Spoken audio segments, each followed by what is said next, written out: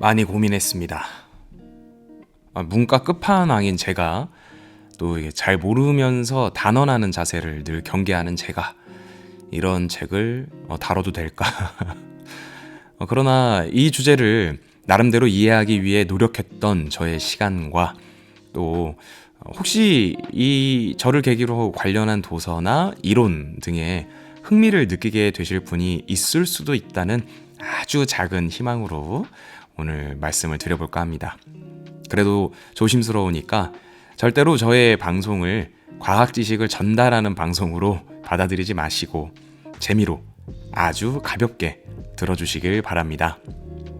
오늘 읽을 책은 유전, 정확히는 후성 유전학에 관한 책입니다.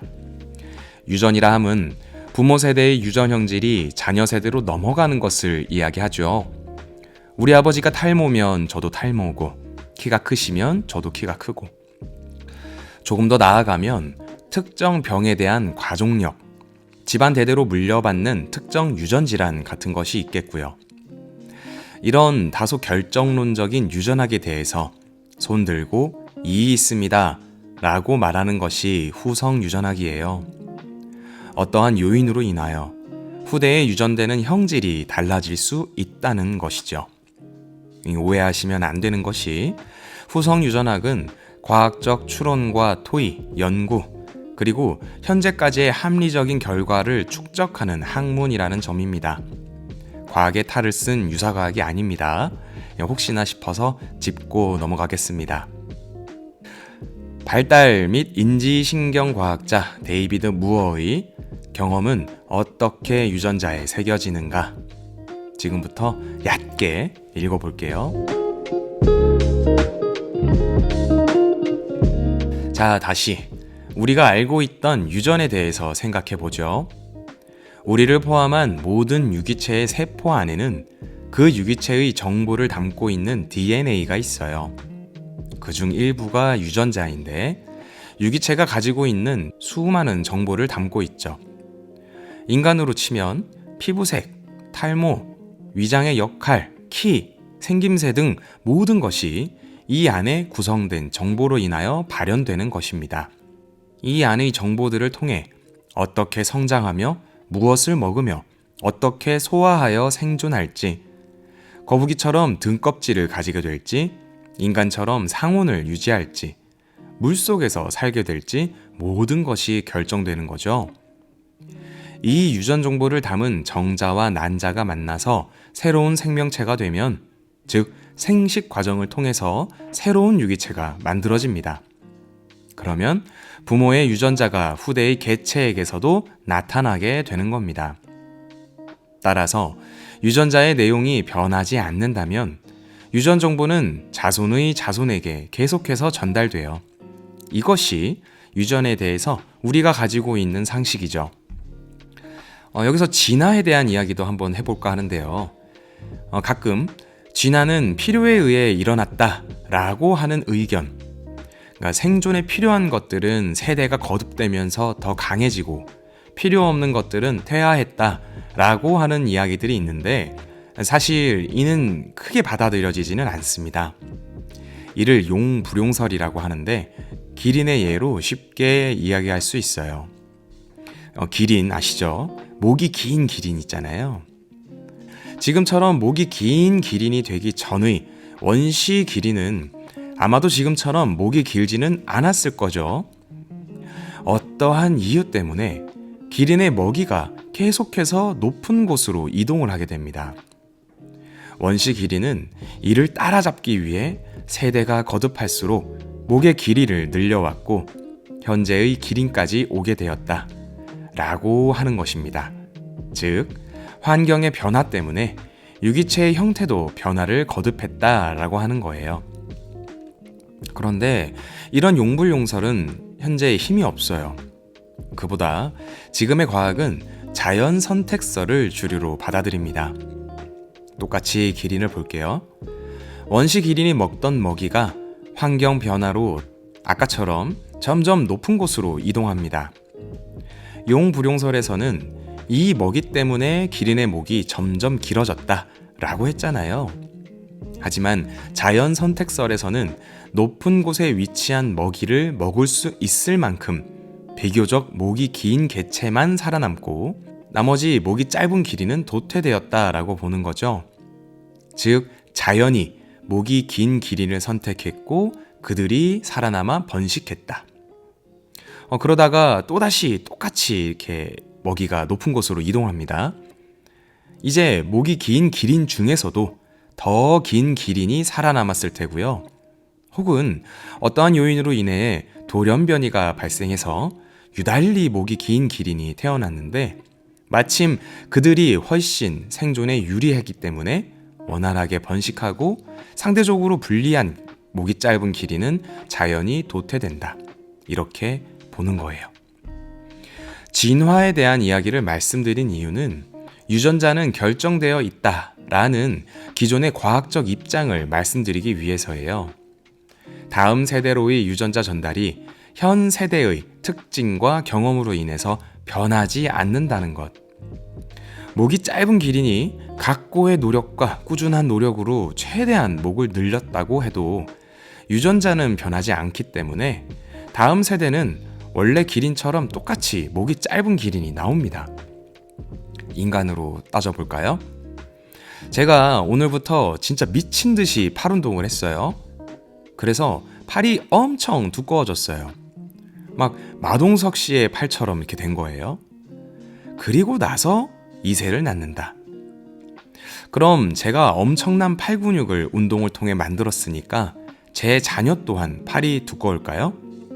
그렇지는 않다는 거죠. 저의 유전자 안에는 이미 타고난 팔 두께에 대한 정보가 담겨 있고 그 유전 형질을 따라 이새가 나오는 겁니다. 이것이 우리가 가지고 있는 유전에 대한 상식입니다. 경험은 유전되지 않는다.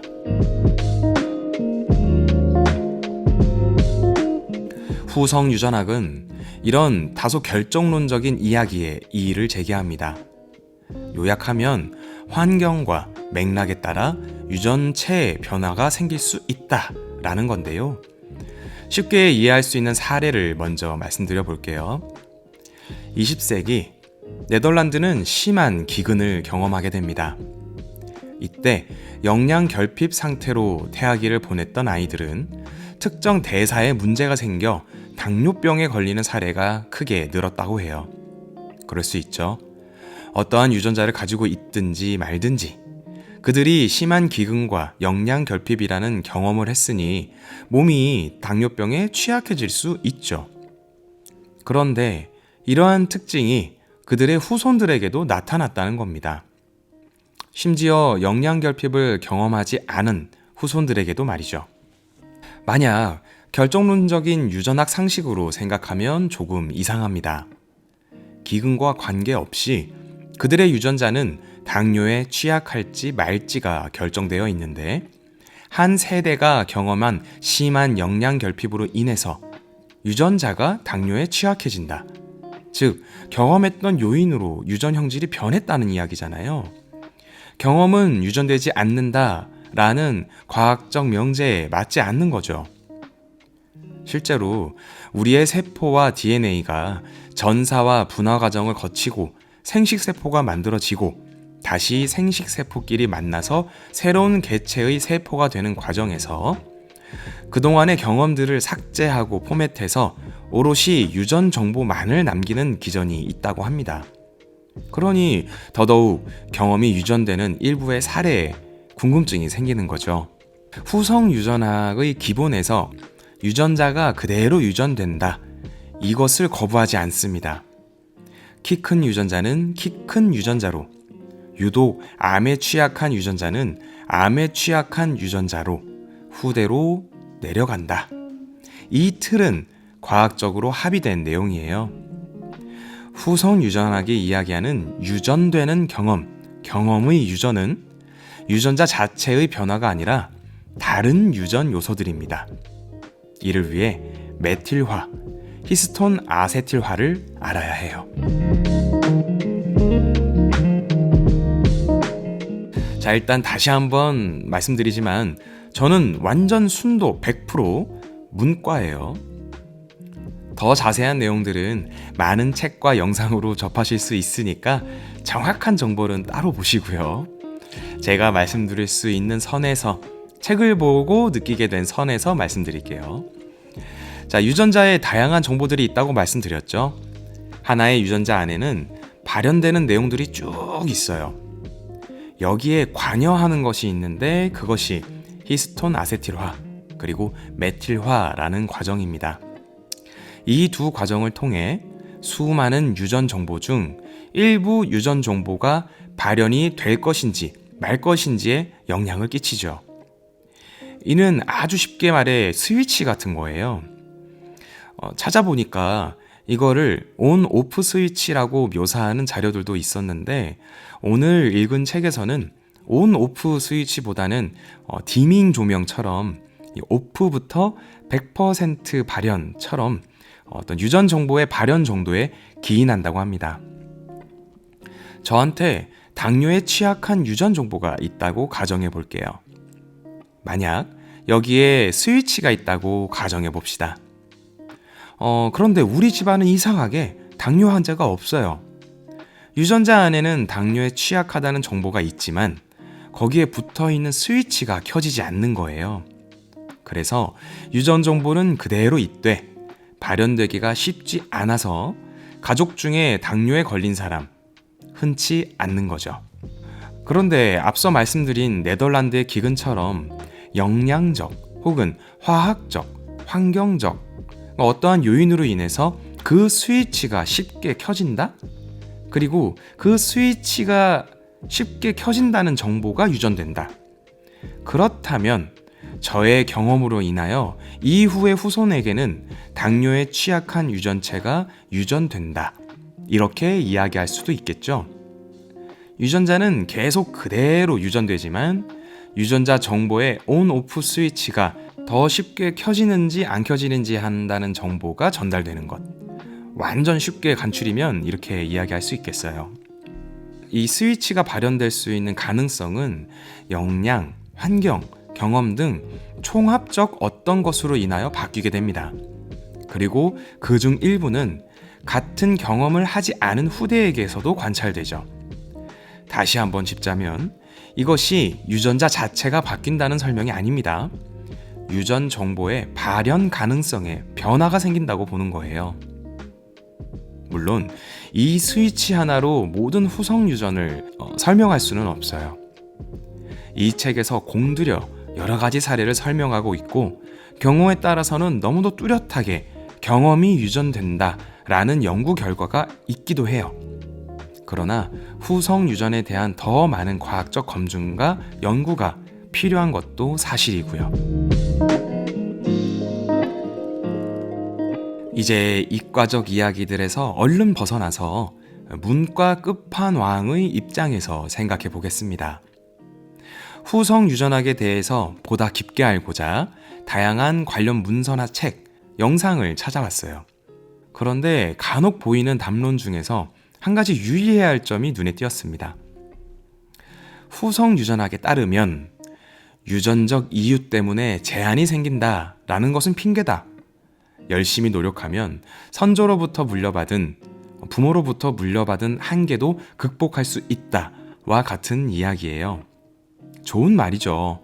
나에게 주어진 조건이 좋지 않다고 해서 포기하고 피해의식을 갖기보다는 훨씬 좋은 자세예요. 극복 여부를 떠나 우리가 필요로 하는 시각이기도 하고요. 한편으로는 유전적으로 취약한 질병으로부터 벗어날 수 있다라는 다소 급진적인 의견들도 있어요. 그런데 후선 유전학을 이야기하면서 이런 이야기를 같이 하면 조금은 위험한 또 다른 일반화나 결정론이 될 수도 있겠다 싶은 약간의 우려가 있습니다. 후성 유전학이 인간의 노력이나 경험으로 유전적 한계를 극복할 수 있다라고 이야기하기에는 조금 위험한 것 같아요. 저자 또한 유전자의 스위치를 켰다 껐다 할 수 있고 그럼으로써 특정 질병 상태나 작은 키와 같이 어떠한 표현을 바꿀 수 있다라고 가정한다. 네, 그런 표현은 또다시 유전 결정론으로 빠져들게 될 수 있다. 하지만 질병이나 특정 표현형은 유전자나 유전자 스위치 같은 단 하나의 요인으로 초래되는 것이 아니라 매우 복잡한 시스템을 구성하는 많은 요소 간 상호작용을 통해 단계적으로 발생한다 라고 짚어요. 더불어 경험이 유전자의 활동에 영향을 줄 수 있다는 발견은 우리가 단순히 소망의 힘으로 불행을 쫓아버릴 수 있음을 의미하지는 않는다. 마찬가지로 미지의 것이 불가사의하다는 이유로 두려워서 둘러보지 않는 것 역시 실수다. 지금 필요한 것은 신중하게 더 많이 연구해야 한다는 것이다 라고도 말합니다. 기존의 유전학이 가지고 있는 순차적, 수직적 관념보다 유전에 영향을 미치는 요소들이 굉장히 복합적이며 다양하고 이를 통한 새로운 유전 형질에 대해서 우리의 공부가 필요하다. 저는 이렇게 생각이 드네요. 어쨌든 다각적이고 입체적인 이유로 인과 율은 선 위에 있는 것이 아닌 다각적 해석이 필요하다는 공통의 결과에는 도달해야 할 것입니다. 한 사람이 발생하고 발달하는 동안 속해 있는 모든 맥락에서 심층적인 영향을 받으며 경우에 따라서는 그 맥락을 통제할 수도 있습니다. 그리고 이런 생각을 할 수도 있겠죠. 생물학의 올가미에 걸려 있다고 생각하지 말라. 아이들을 주의 깊게 보살펴라. 환경을 신중하게 구축하라. 지속적으로 건강할 수 있는 방식으로 살아가라. 중요한 것은 당신이 어떻게 살고 있는가이다. 관련 연구가 계속되고 유전에 대한 패러다임에 자극이 되어서 건강, 인류 발전에 유의미한 변화가 일어나고 문화, 환경이 우리 후대에 생각보다 훨씬 크게 작용할 수 있다는 점을 잘 고민해 봐야겠습니다. 데이비드 무어의 경험은 어떻게 유전자에 새겨지는가를 읽어보았습니다. 저는 언더라인입니다. 청취자 의견, 도서 추천은 underlinebook@gmail.com입니다. 지금까지 들어주셔서 고맙습니다.